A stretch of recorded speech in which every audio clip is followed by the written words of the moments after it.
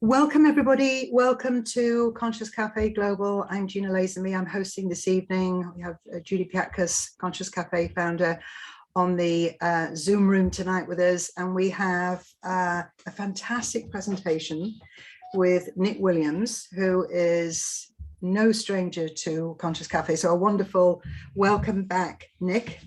And you've talked about books before and publishing, which is one of your favorite subjects, and that's why we've got a group of enthusiasts with us tonight. You've talked about yourself, your work rooted in personal and spiritual growth and maximizing human potential, and it was really in that area of your interest that I met you 30 years ago now. That's a long time. 30 years ago when you were Alternatives, which you've said is the longest running mind, body, spirit events company in the UK. It's amazing. So it's still around. You were one of the leaders at the time. And, you know, in the 10 years that you spent there meeting so many people in leadership, that fueled your passion for leadership and inspiration. And since then, I remember actually one New Year, I think it was a Gaunt's house, we had a New Year Alternatives, I think, hosted the New Year program, and I remember you saying you wanted to write a book, and 18 books later, Nick, that is a colossal achievement. But what I know of you, and I think people really love about you, is your ability to assist people in finding, with the voice, the essence within, and helping them express that. And that's a true gift of yours. And what you're going to do with us tonight in helping people see the potential in writing their own books is amazing. And at the end of it, I know you're going to give away an ebook as well. So let's give Nick a wonderful Conscious Cafe wave, since we can't do the applause. And Nick, over to you. Thank you. Yeah, well, it's amazing to think we've known each other for 30 years, Gina. I remember sitting in your front room when the Yes Group was launched as well. We go back a long way. So thank you, everybody, for coming. Yes, part of my goal, I guess, for this evening is to both help you find your voice, but help you find the value of your voice and the courage to put your voice out there. I always felt like I wanted to write a book one day. I remember when I was about 8 years old at Christmas, people said to me, "What do you want for Christmas?" And I said, "Pens." And I think what I meant was I wanted to write. But as an 8-year-old, I took it very literally, like I wanted to physically write, whereas actually I wanted to write books. But I think I spent pretty much 30 years resisting writing. I didn't really start writing until the age of 38. And my first book came out when I was 41. So I don't know what age you are, but I was a late bloomer.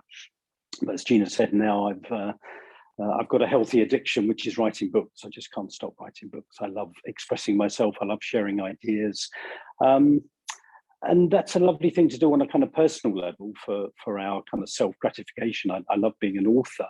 And I think, what I want to touch on tonight is, I think there's also a kind of a more, I don't know, soul, spiritual dimension to us, to that process. I think many of us are here to lead the way with new ways of thinking, new ways of looking at stuff. We're pioneers, we're visionaries, and one of the ways that we can share ideas with people is through writing, whether that's writing books or just sharing short form content, blog posts or whatever. So it's obviously such a vast area. So I've thought, what would be useful to share. So I've distilled, to the best of my ability, some of the key ideas that have really helped me, fuel my creativity, if you like, and share them with you. And just, both practical and very spiritual ideas about how do you find your voice? How do you get into the habit of writing and get into the habit of structuring what you write as well, and then putting that out into the world. So hopefully there's going to be nuggets that will touch something in you. I did think you mentioned the structure, Gina, so I'll just mention the structure for a minute. I think on the blurb it said there was going to be 3 modules, if you like. So yes, I'm going to do 3 probably 20-minute modules, around 20 minutes, and throw it open for questions for a few minutes. After the second module on questions, we'll take a break, comfort break, so that'll be, I guess, in about 50 minutes time.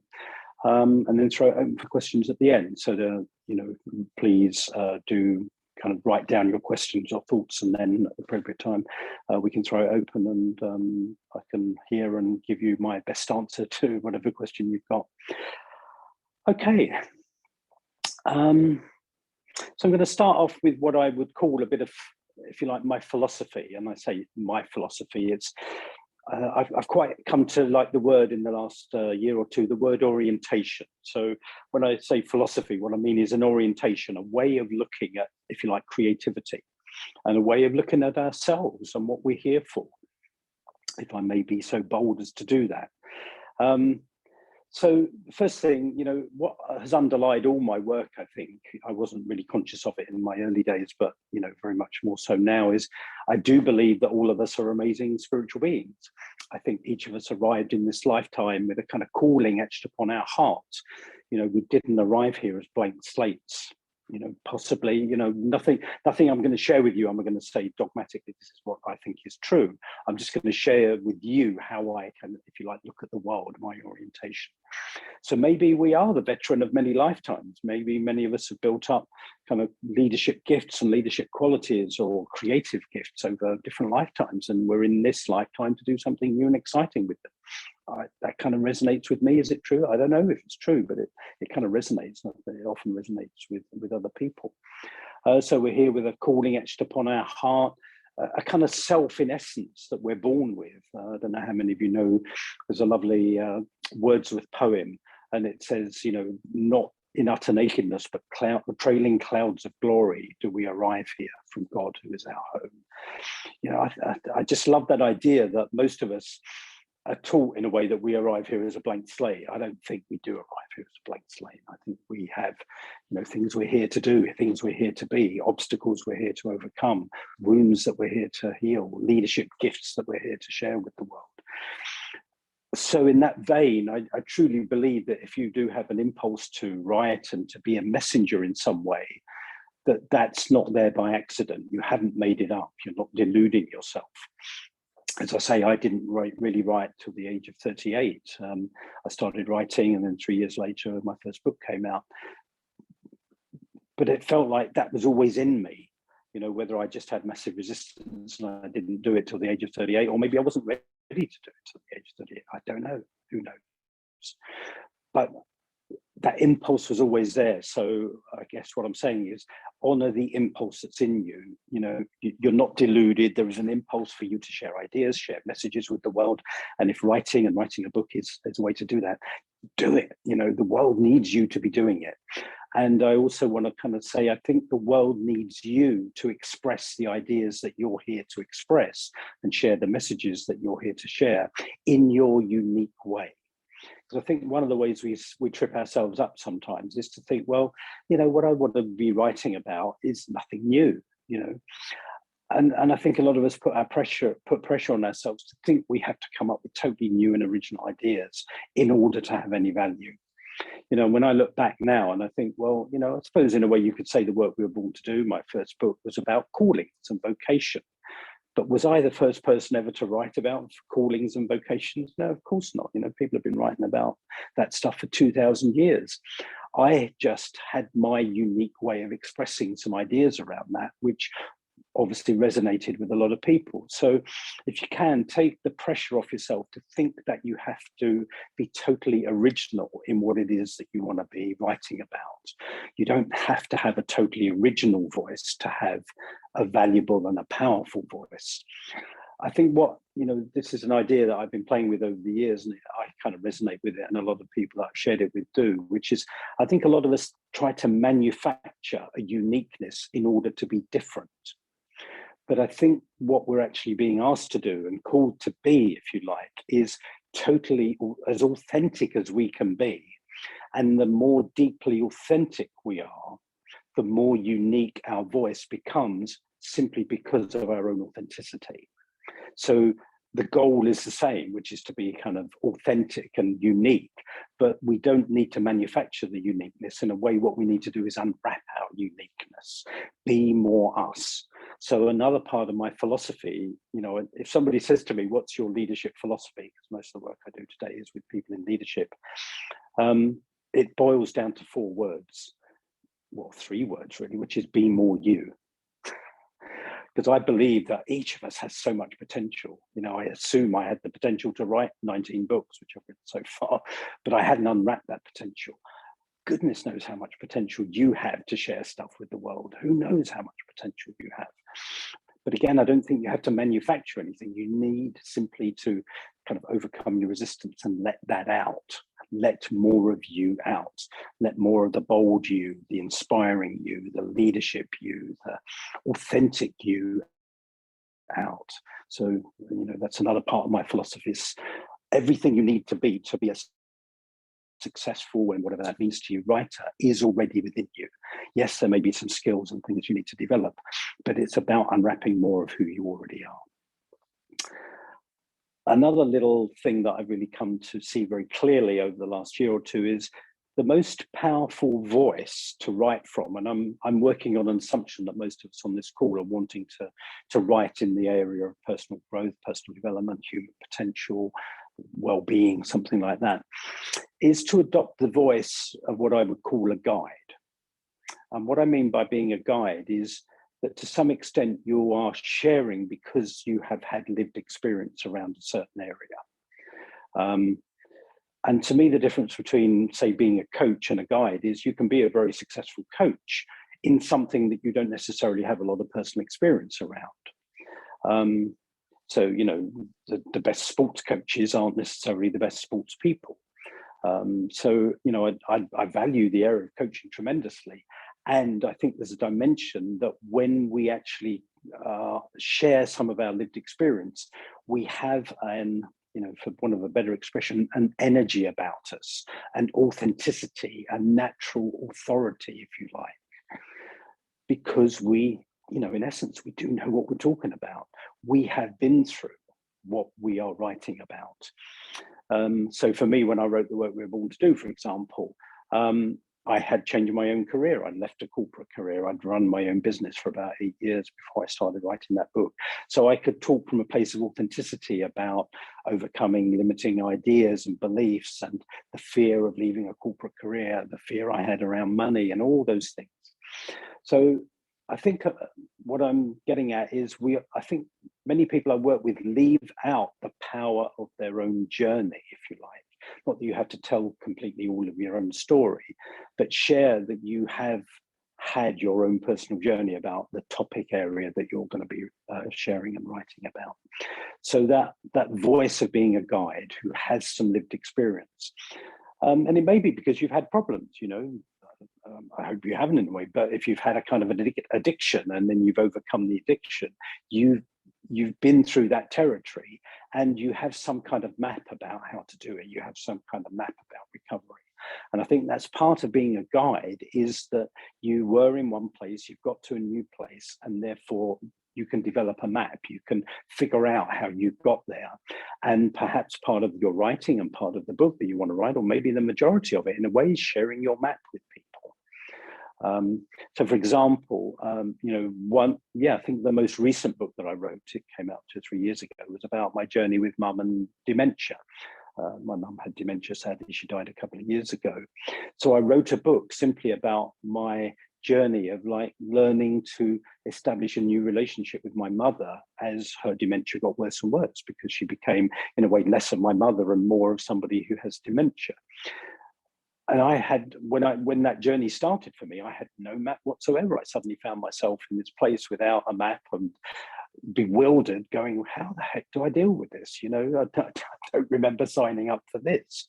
And I got myself coached by somebody who was somebody who worked at my mum's care home, and she coached me to understand dementia. She coached me to understand how my mum was being affected, and she also coached me to understand how I needed to relate to mum differently, and what I needed to let go of, and hopes and dreams and expectations I needed to let go of.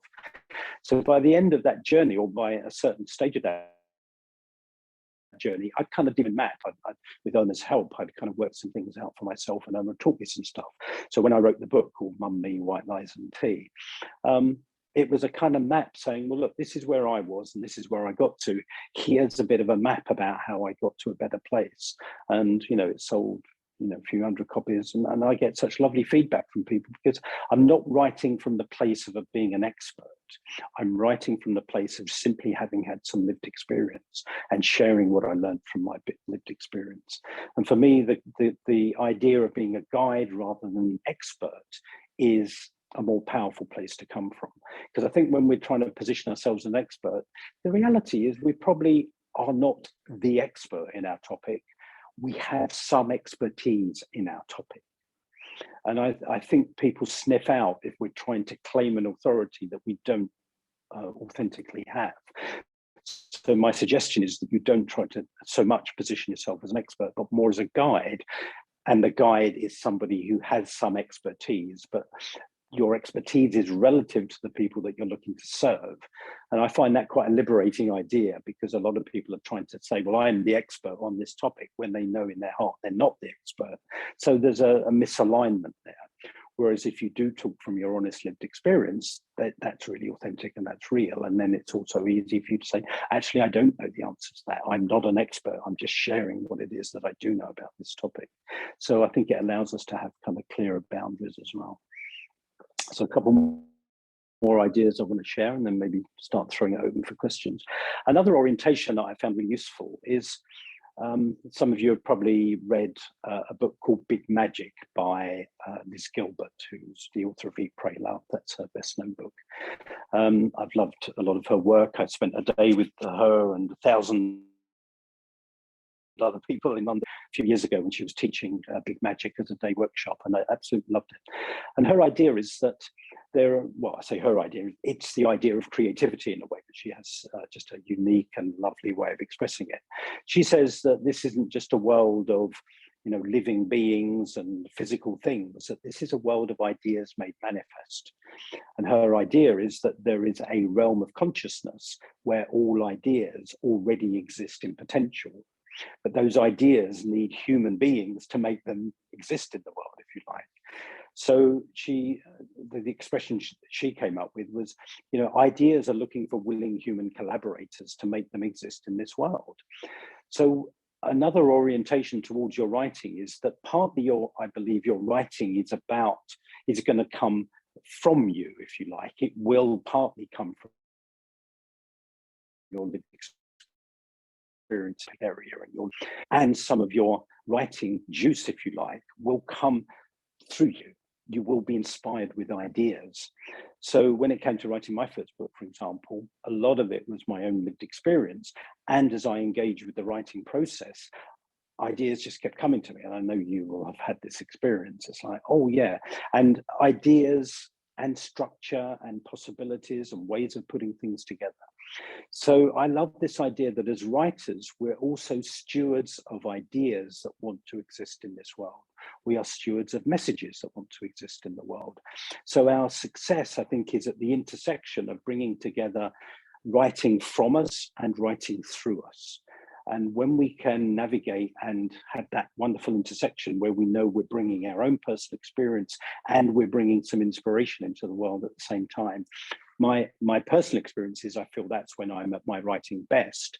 And secondly, when I'm reading other people's work, I get the feeling that they're writing A, from their personal experience, but B, there's that level of inspiration working through them into their writing as well. So I don't think it's one or the other. And Liz Gilbert talked about willing human collaborators. And I've been thinking about this recently, and I would probably add 2 more dimensions to that. Number 1 is to be a willing human collaborator. But number 2 is also to be a skillful collaborator. Writing is also a skill. It's something you learn over time. I've been writing now for 25 years, but I feel like in many respects, I'm still not a beginner. That would be not putting myself down, but I'm still learning so many different ways to express myself and so many skills around writing. So secondly would be a skillful human collaborator. And thirdly, and I'm going to touch on this idea in a moment, a determined human collaborator. Because all of us, in my experience, are up against what I've termed our own resistance. That whenever we're inspired to write something, our inner critic will also chime in and go, who the blooming heck do you think you are to be writing about that? Get back in your box. Nobody wants to listen to you. All those kind of things. And I'm sure, a lot of you can recognize that we're all up against something in ourselves when it comes to writing authentically. There are voices, a voice, many voices in us that go, who do you think you are? This is a waste of time. What if you spent 2 years writing your book and nobody ever wanted to read it? What a stupid thing, you know, all that stuff. So that's what I mean about being also, you know, a willing human collaborator, a skillful human collaborator, and a determined collaborator, human collaborator that's always willing to lean into their fears, lean into their inner critic, lean into their fears, and write authentically and regularly to overcome those fears, to find more of your voice and get more of your voice on the page. So resistance is what we're up against. You know, one of the things I talk about, I actually wrote a whole book on resistance about 10 years ago. I called it Resisting Your Soul, to help people, you know, to share my own understanding of why I had experienced so much resistance to writing. So one of the ways I've come to think of it is that inspiration is this gift, if you like, from the muse, from this higher realm of consciousness, whatever language you want to use. But inspiration has an evil twin, and the evil twin is what I call resistance. So whenever we're truly inspired, it's highly likely that we're also going to experience what seems like an equal amount, if not a larger amount of resistance to expressing ourselves openly, clearly, and authentically, both on the page and in the world. I still experience resistance. It may sound strange to say, having written 19 books, that I still experience resistance, but I do. I would imagine I've probably written another 20 books that have never seen the light of day, that I've started and then abandoned, or started and kind of gone so far with and then come back to later. There's a book I've been writing for the last 3 years, which I'm still kind of incubating, digesting, and kind of thinking I've got it, and then I'm going, no, I haven't really got it. I need to refine this a bit more, and you know, it will come out. And it's partly the incubation process, but it is partly my own resistance, and I'm aware of it, but I'm still doing it. So I just want to say that to make you feel better in a way, that we all experience resistance, and that's okay. You know, one of my kind of creative heroes is Julia Cameron, who I'm sure many of you know. I've been doing the Artist's Way for many years now. And I remember I've interviewed her a couple of times. I feel very grateful to have been able to do that. I said to her, do you know, she's written, I don't know, 30 or 40 books now, as well as musicals and screenplays and all sorts of different things. I said to her, do you still experience resistance? She said, yes, I do. She said, usually only when I'm moving into a new area.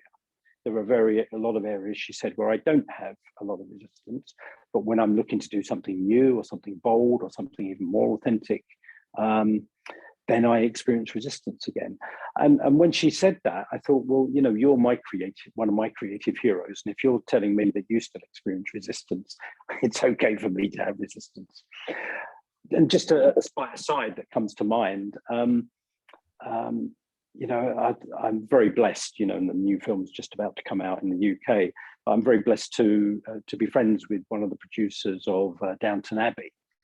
And I remember having a conversation with her a few years ago, and she said to me, you know, she knows that all the actors turn up on set and they're afraid that they're not going to be able to give their best performances. So as a producer, she said, you know, my job as a producer is to make a safe environment where people can give their best and that they're not being run by their fears and their insecurities. I want them to feel as comfortable and as safe as possible. And I think that Liz's leadership style, her name's Liz Trubridge, I think Liz's leadership style is partly why Downton Abbey has actually been so successful. And, you know, I've been listening to just some people's review of the film so far, and all the actors are saying it feels like family. We keep coming back together again. And I think there's something about the power of creating a safe environment. And I think Liz has done that around Downton, for example. But it's for us to recognize that everybody, however successful you are, however professional you are, however long you've been doing something, you are still likely to experience some fear and resistance to it. It seems to be part of the human condition. So don't deny it and don't let it stop you. But know that all of us are experiencing bumping up against our fears, bumping up against our insecurities, bumping up against our inner critic, as well as bumping up against inspiration and the muse and an incredible sense of possibility about what we can express. So just looking at the time, it's probably time, yeah. You've been going about 23 minutes in your first section. Okay. If you want to do questions or whatever you're up to. Yeah, so I'll just share a couple more things. So just one quick idea about overcoming resistance. I don't think we overcome resistance forever, as I've just said. I think we overcome resistance on a day by day, hour by hour, week by week basis. So one of the ways that I've overcome a lot more of my resistance over the last 20 odd years is to have a consistent writing practice. And the way I do that is I do literally almost, probably 355 days out of 365. I literally go out to write for a couple of hours every morning. I take my laptop to a local cafe, and often I don't feel that inspired to write, but I sit down and I start writing, and then the ideas start flowing. So it's like every day I have a date with the muse, and every day I have a date with my own resistance. But by having that continual habit and practice of writing consistently, whether I feel like it or not. And in my early days of writing, it was like, well, I'll write when I feel like it, rather than I'll write anyway. I'll write however I feel. And that's not to be kind of tough on myself. It's just like, I will write in the face of my resistance. I will make something more important than my resistance. So one of the things I really what I'm getting across here is I believe the importance of consistent writing.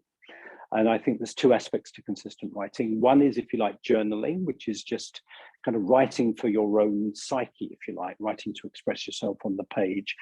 I do that every day. I do what Julie Cameron calls artist morning pages every day. I've been doing it for about 15, maybe 20 years. I don't know. I haven't missed a day as far as I can remember. But I know that's not for public consumption. So basically, I do morning pages, I journal, I get that stuff done. Nobody ever sees it. When the pad's finished, I throw it in the bin in the recycling. And then I go out to write something which could well end up being for public consumption. And I'm making this point because I think a lot of people think, well, I've been journaling for years and I've got tons of, notebooks full of ideas. They could become a book. Personally, I'm not a great fan of that. I think have two lots of writing, your personal journaling, and then things that you want to potentially share with the world in a book or in blogs or whatever. So separate out those two forms of writing. Just because you've written a lot of words doesn't mean that they're going to be great for public consumption. They may be, but my experience is often they're not separate, but they're interlinked, but they're distinct writing processes, if you like. Internal writing and journaling, writing to share with the world at large. So yeah, lots more I can say, but why don't we throw it open to ask some questions now and see what that may have stimulated, triggered. Do you want to put your hand up if you have a question? You can either type it in there if you want, or you can raise your hand. Might be that we don't have any questions so far. I had a question actually. Okay, Heather's got a question. Okay, go ahead, Heather. Do you want to? Hello, thanks very much for the information so far. So I definitely resonated with having a book in you for a long time. Can this also be associated with the timing of things? Because I know when I really wanted to write a book and I had that great idea, but it wasn't coming through until possibly a week ago when things were going crazy in the world. I was thinking, actually, I could use some of what's going on as the basis of my book. And I don't know whether that was channeling from my particular muse. Yeah, there's several possibilities. I love the idea that ideas want to exist in the world and they're looking for willing human collaborators. And if we take too long, then the idea may go off and find somebody else. It's like the idea wants to exist, and probably to some extent they don't care who it exists through.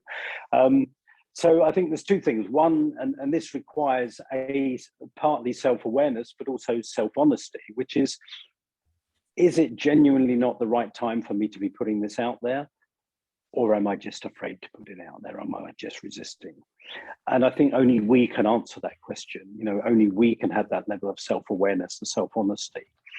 You know, because I say to my, like at the example I gave, I didn't start writing till I was 38. Part of me can say, well, I was in resistance for 30 years to writing, or maybe I just wasn't genuinely ready. I don't know.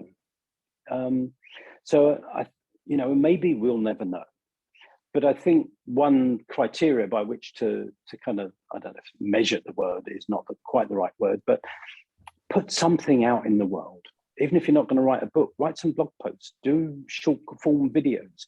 Because again, I would separate out the idea of being a writer from being a messenger. And I think many of us are messengers. And a book is simply one way of sharing messages with the world. You know, I'm a great fan of doing 2 or 3 minute videos. I'm a great fan of blog posts. I'm a great fan of, you know, audio conversations, all sorts. I'm all for getting ideas out in the world. And a book is simply one way of doing it. So if you have got a big idea that you think you want to share, just find a little way of sharing it to start with. That would be my thought. Thank you very much. Wonderful. Neha, you've got your hand up. Can't see you, but you've got your hand up. Hi, thanks so much. I had Pleasure. a question about, so if you have an idea and you say that just write it out, and like for me, the form like of like what you just mentioned, that book is just one way of taking that idea out. So if I just want to start writing, how does that kind of message flow? Like, should I just not bother about the chronology or like not even think about I mean, it's a short format, long format, doesn't matter, I just write it? Should it be just a free flow writing, or how does that work? The third module, so, you know, in the last module I'm going to talk about tonight is a little bit more about structuring. Obviously, it's hard for me to answer without knowing specifically what your idea is and what it is you want to get out there. Like, my idea was to talk, I mean, it started almost 3 or 4 years ago of, I mean, it's as usual, I was struggling with the fact of the story of a young person moving from one country to another. It's been done a million times. I have moved because of jobs, because of like having different maybe husband or partner, then going through a divorce, changing jobs again, losing parent, going through financial distress, nothing, I mean, all those challenges everybody has gone through. And as a young millennial in this current period, then going through COVID at the same time. So Sure. Everything kind of, all like crazy things that could happened all in the same like 3-4 years of period of time. So I wanted to capture that journey of how did that whole process kind of unravel. And I went down in the pit and then come back again. And I'm now seeing that story from the other end of like a cliff, so to speak. Sure. Well, going back to what I was just saying earlier, again, I don't know if this is true, but I'm just offering this as a perspective. If you want to tell that story, maybe the story itself knows how it wants to be told. Right. So you don't have to think it all out yourself. You could just say, where do I start? And see what answer comes to you. One of the things I always loved, I don't know if I read the whole thing, but Stephen King once wrote a book called On Writing, which was partly kind of autobiographical, but also, you know, like most people, he always got asked, you know, how do you write? What do you write about? Where do you get your ideas from? So he wrote about how he writes. And I remember one particular thing which struck me. He said, I see a story as like a bit of a fossil, as like a bone sticking out of the ground. And I realized that there's a story there for me to excavate, but only a little bit of it is showing. But I can excavate the whole thing that's underneath it. So what I took from that was, in a way, just start somewhere. Just start with what you've got and do something. And then a structure will potentially begin to reveal itself to you. And another kind of idea that I would encourage you to take on board is a lot of, you know, and I've done this too, which is we try to edit before we've even started. And I love the idea that if we've created something, we've got something to edit. but most of us are trying to figure it out before we've even got something to edit. So even if you end up writing, 10,000 words, and you think, but this isn't the right order, great, but then you can reorder it, you can move it around and highlight one thing and bring in other things. So have something to start with, just get something on paper would be my suggestion to you. And as a beginning writer, sometimes we do need somebody else's feedback, get the services of an editor to look at what you've done and say, look, what do you see the potential of this being? How might you think I could structure this? And, I've I've drawn very heavily on and been incredibly grateful for external editors to give me ideas about what I write. So get something and then get feedback on it and then develop it. Excuse me. And then be curious about what it wants to become, if you like. Have we got time for, that's lovely. We got Jackie with a question. Have we got time to do Jackie's question now, Nick? Wonderful. Jackie, of course, yeah. Go ahead. Yeah. Lovely, Neha. Thank you, Nick. I just wondered why you go to a cafe to do the writing. I'd have thought that might be a distraction, but yeah, we've all got different ways of writing. I think all of us need to find our happy space, where it works for us. I know some people that do need absolute silence and lack of disturbance to write. I don't. I love being part of life. And for me, there's something, because I work from home, I'm at home now, I coach from home a lot of the time, I do work on Zoom, I do meet people, but especially the last, obviously, couple of years, worked from home. For me, there's something about the process of going out to write. It's literally 200 yards away from where I live. I'm there in a couple of minutes. But the very process of leaving home and going out to work, if you like, going out for a day with the muse, works for me. And I do it for an hour, hour and a half, and then I come home, sometimes 2 hours.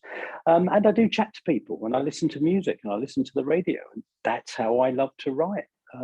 For some people, it really wouldn't work, So find the way that works for you. Thank you. Yeah, right. There's no right way to write, if you like. There's your way to write. That's just happens to be my way to write. Yeah, and then the world is happening around you, isn't it? To give you some kind of stimulation or a headline in a newspaper. I love what you said, Nick, about the story being an actual entity. And I've heard Liz speak, and I blogged about it in Australia, where she came up with this really interesting story that she shared with us. And then she met her writer friend who said, I've got this great idea for a book. And she recounted exactly the same story. Then they both downloaded it. But Julia, Elizabeth Gilbert said she sat on the story too long, so it moved on. Yeah, so it went and found somebody else to write it. That's right. Yeah, no, I just had an experience recently, and I've been thinking a lot about this whole idea of stewarding things into existence. And I work mainly with people in leadership now, so I've always thought of this in terms of kind of books or plays or a dance routine. But I'm seeing now that business ideas exist in that realm, and then they're looking for people to bring those ideas into the business world, into the wider world. So several of the people I work with who are CEOs of their own business, and when I've talked to them about this, they go, yeah, I really believe I'm stewarding this idea into the world. So that's why as I say, I'm not describing it as the absolute truth. I'm just saying I think it's a really lovely orientation to work with.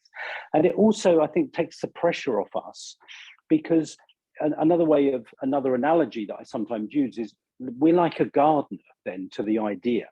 If we take the acorn or the sunflower seed and stick it in the earth, it has its own life force. Our job is to work with it to help it become what it can be. What if our stories were like that? What if our books were like that they knew what they wanted to become, and our job is to collaborate with them to figure out what it is that they can become. Is that true or not? I don't know. It's a lovely idea. To me, it's a lovely way of looking at things. It takes the pressure off us to have all the answers, if you like. That's what I like, is that it then becomes a constant and continual journey of emergence and expanded understanding, rather than trying to figure it all out ahead of the game. If that makes sense. That's what I like. I can relax into the whole process more now.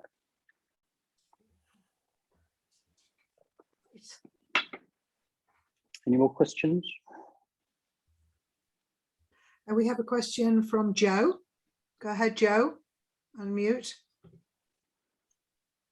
Yep. Nick, do you find that writing by hand is more inspirational than typing your ideas? Well, two things. One is when I'm journaling, I write longhand in a journal. So I would use a pad like this to do my 3 pages every morning. Yes. When I go to the cafe to write, I write on my laptop. Oh. So yes to both. And obviously during the day, I'll capture ideas on bits of paper and then I'll take them with me to the cafe the next morning to start working on them. I didn't know if the inspiration is more eminent, not eminent, but it's more easily flowing when you're actually writing by hand rather than using a device. I don't know. Well, I do both, you know, it works for me both ways. Yeah. You know, again, if we work on the assumption the muse wants to get our attention, she, assuming it's a she, the muse will get our attention whether we're using a pen, a pencil, a laptop, you know, a clay and a piece of wood or whatever, you know, she'll try and get to us, whichever. That's a very good comment. Thank you for that. Right, Joe. Yeah, I tend to pick up my pen, Joe, and scribble away, and then I dictate it into my iPhone so that I don't have to type it and write it. We all develop our own style. Let's see. I've lost. Where's Nick? Have we lost Nick? Yeah, I lost you for a minute there. Am I back? Yeah, you're back. You're back. Wonderful. Okay. Yeah. Shall I carry on a bit? Yeah. So what have we got? We've got another 40 minutes, haven't we? Yeah. So, And then, so I'll do a little bit and then we'll take questions and take a little break. So this next bit is about, I've called it clarifying the messages you specifically have to share. Now, again, I'm not saying I'm totally right on this, and it may not be true for you. But here's the idea. I think often there is something quite simple and profound at the heart of what we want to be sharing. There is maybe one or two ideas or big ideas. That may not be true for everybody. But let me just share, for example, you know, I use this as an example because it quite surprised me.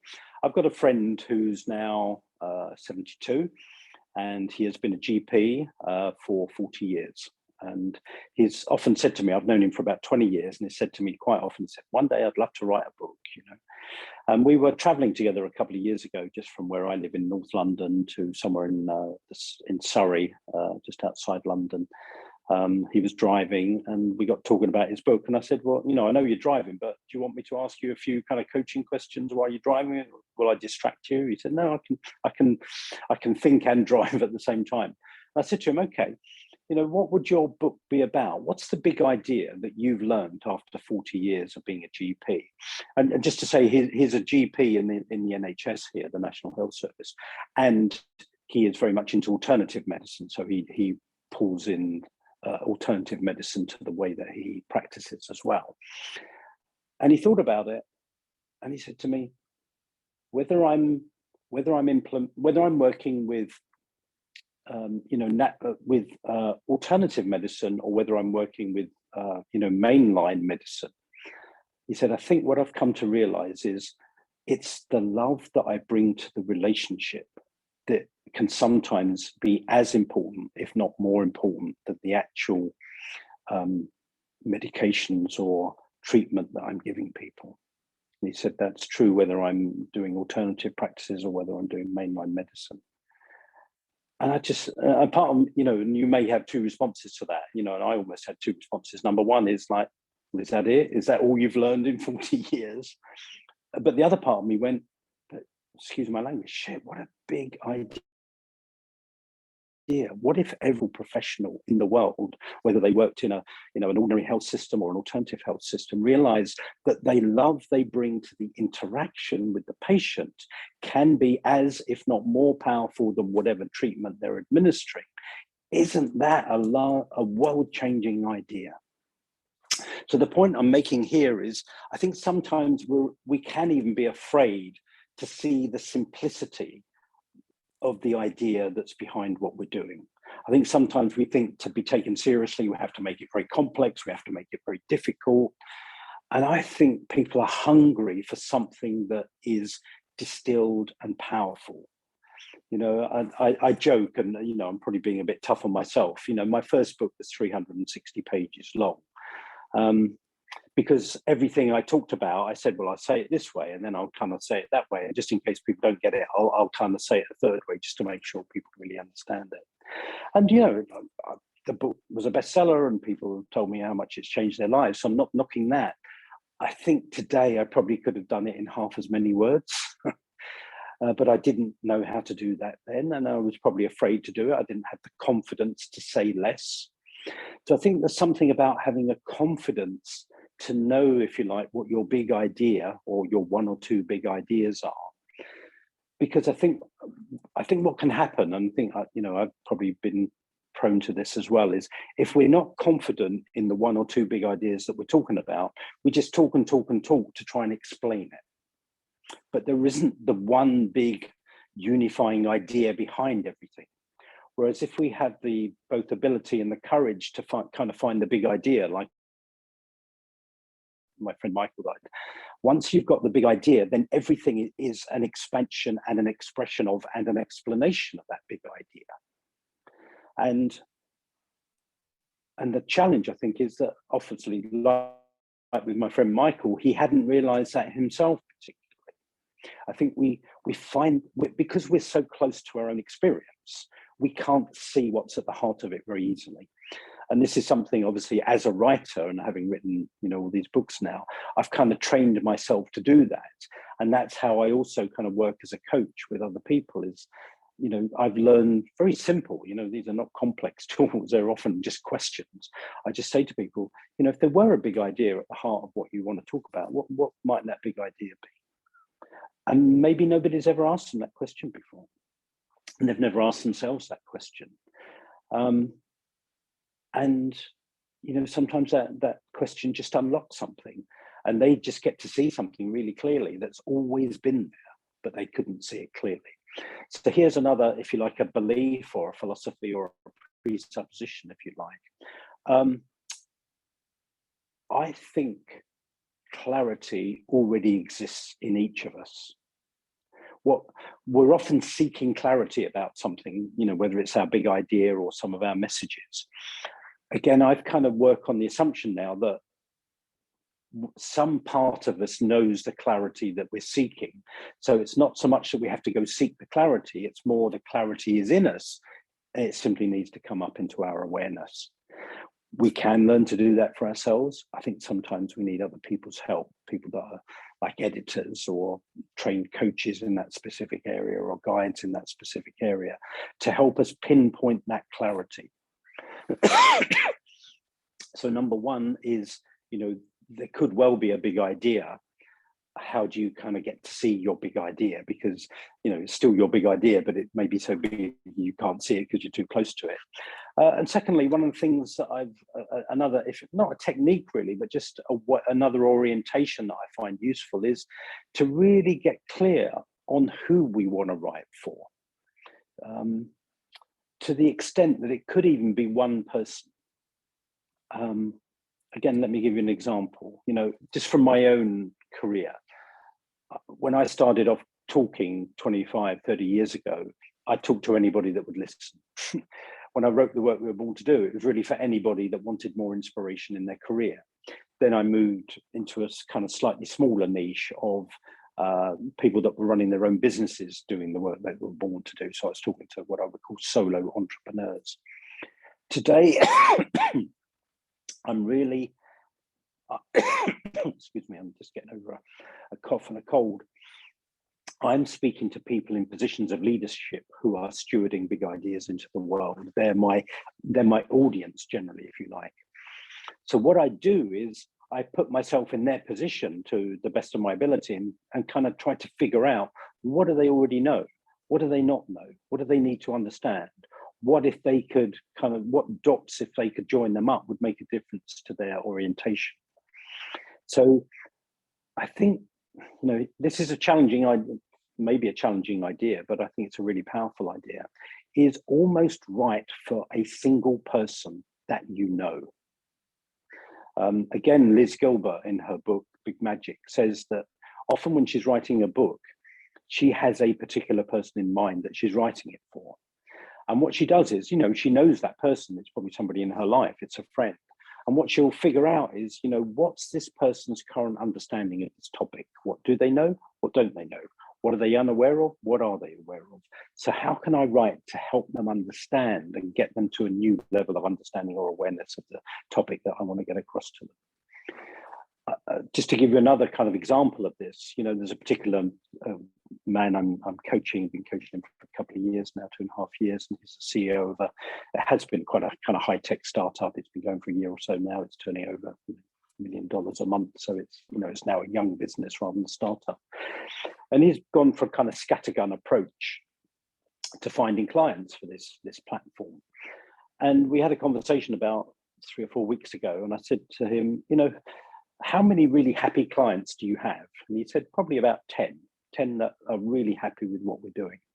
I said, how well do you know what these clients, how well do you know what your platform is doing for them? And he kind of looked sheepish and he went, I don't really know what it's doing for them at much depth at all. I said, well, who do you think could be your best client? And he came up with the name. And I said, well, what if you just sat down with them for a couple of hours and just got to know them better and asked them what the platform was doing and what were their business challenges and what are they struggling with and all sorts. And it was almost like you could see the lights going on in his mind. And literally as a result of our conversation, he booked a flight to go and spend half a day with this client in Milan last week. And he said, we spoke after he'd been to Milan last week, and he said, it's so useful just to sit down and talk and listen with them and understand what they're doing and how what we're doing can serve them. And one particular thing came out of it about trust, that because they're doing something pretty innovative, basically people find it hard to trust because they've not seen anything like this before. And he said, I came away realizing how much people don't trust people in digital marketing generally. So he said, what I realized is we need to be really trusted. We need to be really trustworthy for us to really take our business to a new level. But the more general point I'm making here is that what we kind of realized between us in our conversations is if he got to know this one client deeply, in a way, this was a microcosm for every potential client that he would ever speak to.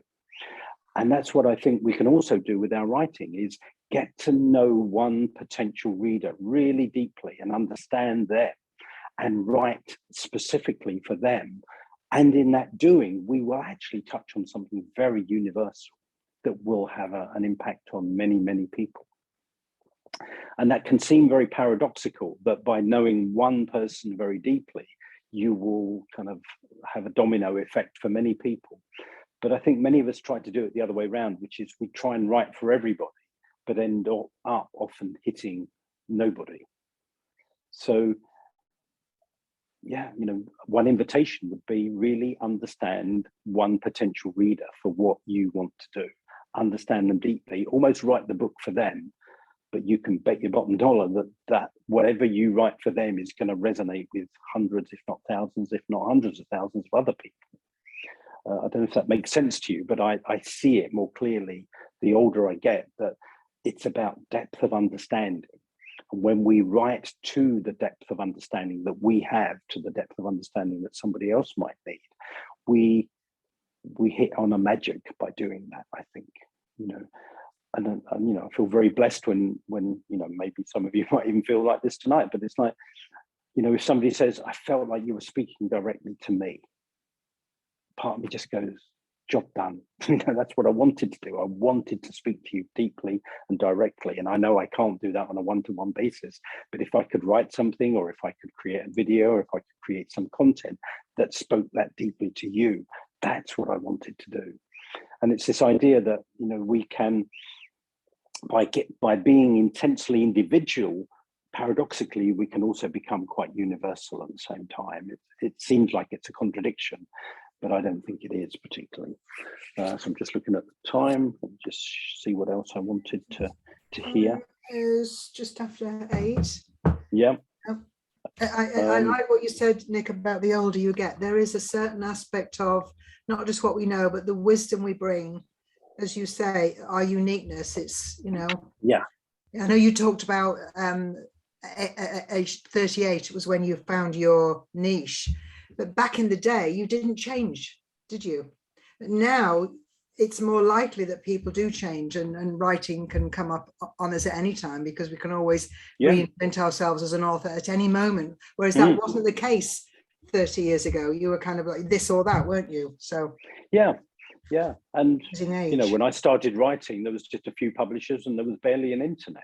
You know, our capacity to express ourselves and attract an audience has never been higher. You know, what an incredible time we live in, where we can be our own publisher, our own broadcaster, our own podcaster. You know, what an incredible time to be alive. Do you want to take a question? So we see if anybody's got a question. Sure. Yeah. Does anybody have a question? And then let's take a little break. Some of the things he's been sharing here about. Oh yes, now I've got a question. Sass, yes, lovely. Unmute yourself. Hello. Hi. Lovely to hear you, Nick. Loving what you're doing. It's really resonating. It's amazing. Just wanted to ask you about publishers, because yeah, as you say, the world has changed a lot. So I mean, do you still use a traditional publisher, or do you publish your own books? How does that work? I was going to talk a bit more in the next module, but I'll just touch on it briefly. My first 4 books were with traditional publishers. All the subsequent ones have either been with a small publisher or self-published. And to be honest, you know, it may sound paradoxical. I think I would find it harder to find a publisher today than I did 20 odd years ago. Yeah. Because every publisher is looking for somebody who's already got an audience. They're looking for somebody that's already got a following. So it's a bit chicken and egg. It's like, well, if you've got a following and you've got an audience and you've got an authority, well, why don't you just publish your own book? Yeah, that makes sense. Yeah. Thank you. You know, I can't go into massive detail, but I'm happy to speak afterwards. But you know, I self-published my last book, the one I mentioned about my journey with mum and dementia, and somebody recommended a little digital publishing company a digital printing company to me. Maybe I'll go grab it and I'll just wave it, you know, when we start again in a couple of minutes. But I think it looks like a book that came from a mainline publisher. And it cost £1.30 a copy to print, you know, for a 100-page book. And it just opened my mind to how possible it is to do something very professional ourselves. And I only had to get 100 of them printed, you know. So for 130 quid, I had, you know, 100 copies of what looked like a professionally published book. Right. Amazing. Yeah. Wow. Yeah, so I'm happy to share resources with people. So, you know, but I don't want to get into too much detail now. But I'm happy, you know, by all means, contact me direct, and I'll put you in touch with people. So yeah, you know, there's obviously still lots of things to understand and processes you have to go through. But I'm just aware, you know, I'm not a techie. I don't like doing any of that stuff, and but it's perfectly possible to do so much stuff without needing to be techie today. Fantastic. Great answer. Thank you. Thank you. Anybody else got a question before we move on to the next section? I don't see a hand up.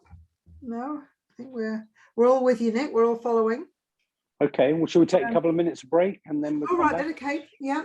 Do you want to okay, folks, what 3-4 minute comfort break? Whatever, yeah. 5 minutes. Yeah. Okay, folks, stretch your legs. Safe. Judy must have has got it. So we're back. Yeah, I got bumped off the call. I don't know. Okay. Well, welcome back. So we've got our final 20 minutes for our last session, Nick. Your third section. Structuring messages and ideas into your book. Okay. Shall I resume then? Please resume. Yeah, we're away. Resume. So yeah, here's that little book that I was just talking about. It's about 100 pages long, and I project managed most of this myself. And you know, as I said, you know, physically printing that book was £130 for 100 copies. So that's what we could all do. Obviously, I had to have it edited, I had to write it, have it edited and laid out, all sorts of things, like cover designed. But it's so easy, it's so possible now to have short print runs of your own book. But let me just add one bit that I would have probably said at the end of the last session and lead into this session, which is, you know, where does a book fit into the whole of what you're doing? And it obviously depends on you and your business and what you're wanting to achieve. But the expression that I've come up with, and I'm sure you've heard other people use this expression, is I think the best job that a book can do for you is to be a calling card for you. Very, very few people make a living out of writing. You know, again, I don't want to limit your sense of possibility. Out of my 32 years of running my own business now, there's probably been 2 years out of 32 when the majority or a substantial chunk of my income came from writing. Early on, after the work we're born to do came out, I got a 2-book deal, and you know, that gave me enough income for a year or two to write, even though I was doing other stuff. Because I think many of us have this, well, potentially, and I kind of did, and luckily for me, it did work out to some extent, that we're going to write a book and the world's going to beat a path to our door. And, you know, suddenly things are going to be open to us and available to us that weren't open and available to us until we'd written our book. And there could be some truth to that, and that could happen. It did happen for me to some extent. And today, I write books for the people that I want to serve. So, you know, I've got 2 books that I'm writing at the moment. One of them will specifically be for the kind of guy that I was describing to you earlier, which is a guy who runs his own business, or a woman who's running her own business who's stewarding an idea into the world.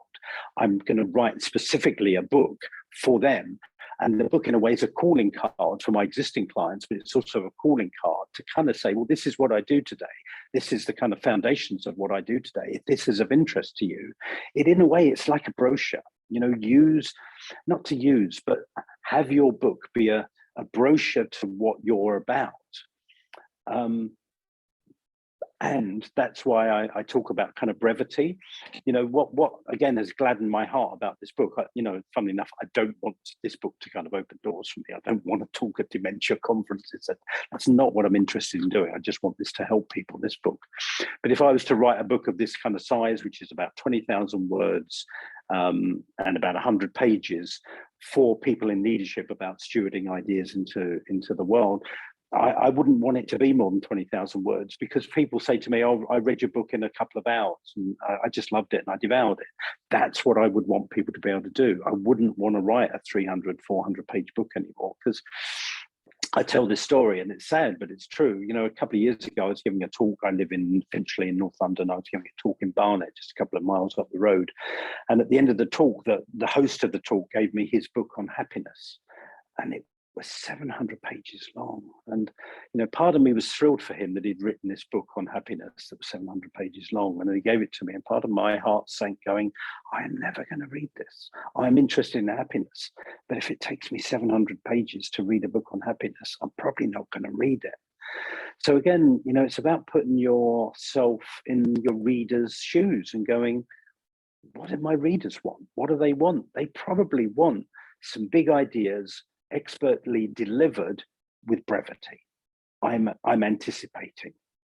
That's what I want today. I love books that are easy to read, that give me something valuable, and generally don't take a lot of my time. I've got to be honest. So they're the kind of books that I want to write more and more these days. You know, I think, if I'm honest, too many of my books have been a bit too long. I think there's often a pressure to think, well, if I'm going to be taken seriously, I have to write a longer book. I think a lot of people will thank you for writing a shorter book. And again, I think it's testimony to maturity, to skillfulness, to be able to get big ideas across by being simple, but without being oversimplifying and without trivializing. I think people can recognize the truth of something when it's said succinctly. So I think that's also the word that I would encourage you to take on board. Be as succinct as you can. I didn't start off by being succinct. I've become a lot more succinct, I hope. Maybe you'll tell me I'm fooling myself, but I like to think that I'm a lot more succinct than I used to be. And part of that comes from confidence. And it's the confidence to know that what you're saying is powerful. And probably, you know, and I'm laughing when I say this, but it's true, is knowing when to shut up, knowing when to stop.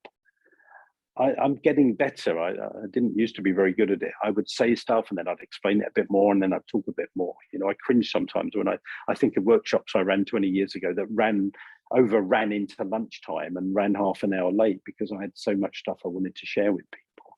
Today, I hope I've got a bit more focused and a bit more succinct and can get ideas across quickly.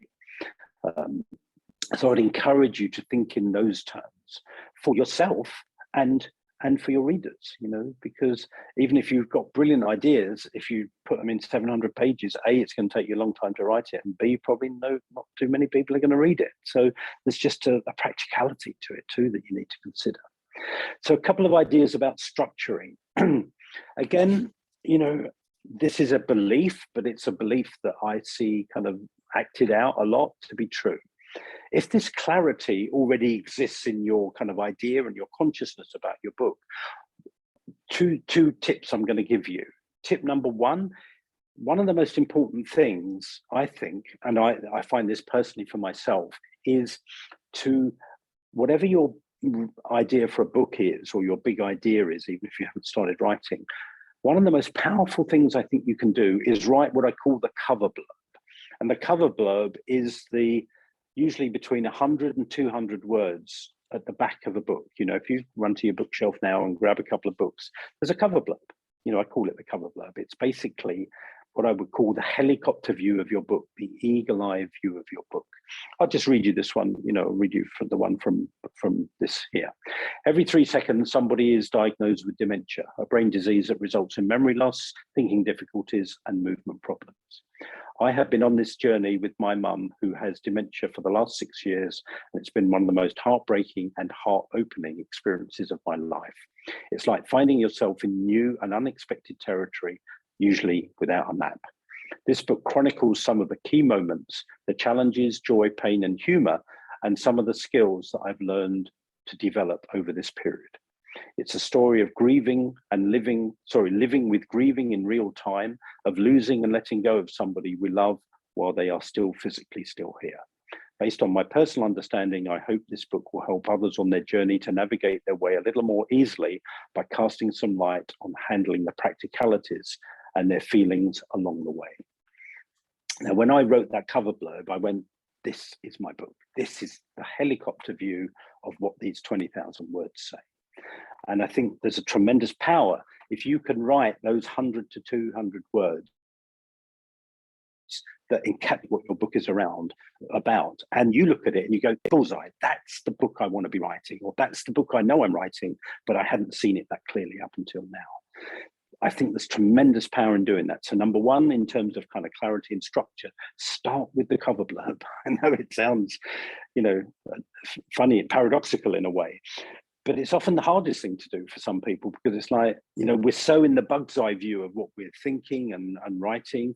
And what the writing the cover blurb encourages you to do is move from the bug's eye view, the hands-on view, to the helicopter view, the eagle eye view. And once you've got that eagle eye view, you go, that's it. This is what ties everything I'm thinking about together. So that's tip number one, is to come up with a cover blurb. And you may need to have different versions of it and different iterations of it, and that's okay. You know, you might write the first one and you go, it's 50%, you know, so you do another version of it and you go, oh, it's a bit better, that's probably 60%. And just do it a few times and hopefully you'll get better. And then might come a point where you go, I think I'm 80% there, I'm 90% there. And you may even go, I've got it, it's a bullseye. I think I've really encapsulated what it is that I'm writing. Because obviously it works both ways. It works to help you focus your mind on what it is that you're really writing. And secondly, potentially somebody reading this on Amazon or picking it up in a bookshop would read it and go, boy, is this the book I need right now? So it works on both levels. A, it focuses your mind, and B, it attracts potential readers to want to buy your book. And even if it's not your book, if it's a project, so, sometimes I'm creating a training program or an educational program. It's not going to be a book. I will do the same thing for that too, which is, do the cover blurb for a 6-month training program, do 200 words, which gives the helicopter view of the training program I'm going to run. So I think it's a very powerful exercise, whatever you're doing. So that's tip number one. And tip number two, again, taking this idea of some structure pre-existing, if you like, that's the kind of language that I use, because I've had many conversations with people who are in the process of or thinking about writing a book. And I realize, what I've come to realize for myself and for all of us is that we do have so many different levels to our mind. We have our conscious mind, and maybe we have an unconscious and a subconscious mind. Maybe we have a higher mind. We've got all these different aspects to our mind. And I often say to people, and this, I'm sure many of you know this question, but one of the most powerful kind of coaching questions is, often somebody will say something to us, or we'll ask somebody a question and we'll go, and the response will be is, I don't know. So if I was to say to you, how many chapters to your book are there? I don't know. How would I know? I haven't written it yet. But I think some part of us does know how many chapters there might be to our book. So I often say to people, look, I know you don't know this because you haven't even written the book yet, but let's just play for a minute. Let's imagine your book knows how many chapters it's going to have. Just intuitively, how many chapters do you think your book might have? And almost inevitably, somebody says, right, I think it's got 10 chapters. I think it's got 12. Maybe it's got 7 chapters. I go, great. Well, maybe it has, maybe it hasn't. But let's kind of work on the assumption that it does have 7 chapters. What might the first chapter be called? What might be the topic of the first chapter? And almost immediately they'll come out with the topic of the first chapter. And I'll say, okay, great. Maybe that's right. Maybe it's not right. What would follow on from that? What might be the second chapter topic or title? And again, something will come out. And what I've come to believe, and it may not always be true, is that some part of us does know what the structure of what we're writing is. But again, we don't necessarily have our own conscious access to it all the time. But I've just done that so many times with enough people to realize, I just ask myself the question, where is this clarity coming from? What I do with people is, I'm not pitching to coach, I don't particularly want more coaching, but I'm always happy to have a conversation. But I capture those, I say how many chapters, they say 7 chapters, and I go, right, what's chapter 1 topic? What's chapter 2 topic? I capture it, type it up, send it back to them. And suddenly they've got the structure of their book. So it's gone from being a big, vague idea to a bigger, clear idea with a helicopter view, and it's got a structure. Because then it's so much easier to start writing. I kind of intuitively did this for myself 25 years ago when I was beginning to write the work we were born to do. I just had this kind of mass of ideas and topics that I wanted to talk about. And I just had this feeling of like, okay, well, if I was to distill it to just a number of topics, what might they be? And I just wrote out a lot of Post-it notes and began to assemble them into little groups. And it turned out to be like 12. And it ended up being 12 chapters to the book. But looking back, it's like, well, where did that come from? Where did that clarity come from? And I don't know, but, it would certainly fit in with the idea that if that book wanted to be written and it wanted me to be the one writing it, it would also help me understand how to structure it and what would be in each chapter and what might be good ideas to include each chapter. So I just invite you to kind of play with the idea that not only does your idea kind of pre-exist and it wants to come through you, but it also knows what form it might take and what structure it might have. So you could try doing that for yourself. Maybe it will work for you, maybe it won't. Maybe you just need somebody to help you with it. Because as I described it, I try and do it as light and playfully as possible. So there's no pressure to come up with it. It's just like, well, let's just play with this for a minute. Just imagine there were a structure that wanted to make itself known. What might that structure look like? How many chapters might it be? What's the topic of each chapter? Don't worry if it, doesn't work, but then it works. So, to me, on one level, it's a kind of magic But on another level, it's like, well, maybe it's not so magic. It's just like, well, part of us does know. It's just how do we gain access to the clarity that already exists? And sometimes, as I say, I'm getting better at doing that for myself. But I've been doing this for a while now, and I can see that often we can't do it for ourselves. We need somebody to help us. Whether that's a coach or a friend or somebody who's just got a bit more experience in this area and a bit of is not so emotionally close to what we're doing, because often we're so emotionally close that we can't get that distance. I'm just checking the time, so we're nearly coming up to end. And also just a final thought, so tip number 1, create your cover blurb. Tip number 2, just pretend that there is a structure and see what structure emerges. And the third kind of tip is realize that things go through many iterations. The first iteration, if you like, the first appearance of your idea may just be the tip of an iceberg of something that, as you dig deeper, will look very different in the long term. But the very fact that you had something to start with, the work we were born to do literally started with those however many words, 8 words or whatever it is, coming to me during a talk one evening. The work we were born to do. I thought, well, that's interesting. It became a talk, it became a workshop, it became a longer workshop, and then it became an article, and then it became a book. Things go through many iterations. So, let that process evolve. Don't try and pin it down too quickly. Sometimes I think we try and pin it all down too quickly rather than let it emerge. Like take the gardening analogy, if it's a sunflower, I've just planted some sunflower seeds last week. The first thing, there'll be a sunflower, then there'll be a little sapling, then there'll be a bigger plant. Then in a few months' time, there'll be a bud. And then a week or 2 after that, there'll be a sunflower. That goes through many iterations. Your idea may go through many iterations as it makes itself fully known to you, if you like. But don't assume that the clarity you have is the final clarity you're going to have. It could go through different iterations. It could become more than you realized it was going to be. So yeah, I could carry on, but let's see where we're at in terms of time. Let's see if anybody has a excuse me, a question. I'm just going to look at the full view, see if anybody's hand's going to go up. We did have in the chat a question about after the book's written, publishing, and I mean, Judy, par excellence, publisher for many decades, has written a fantastic book. Adding that into the mix. Judy's book, what was Judy's book called? Ahead of Her Time. That's exactly what she was. There's a lot in there in Judy's book, as a resource for after you've done everything that Nick is exploring tonight. Yeah, there's what I've been talking about is more the kind of inspirational structure side, and then there is more of a, if you like, a mechanical side to taking it and getting it into this kind of form that you can then sell and give to people as a calling card. So yeah.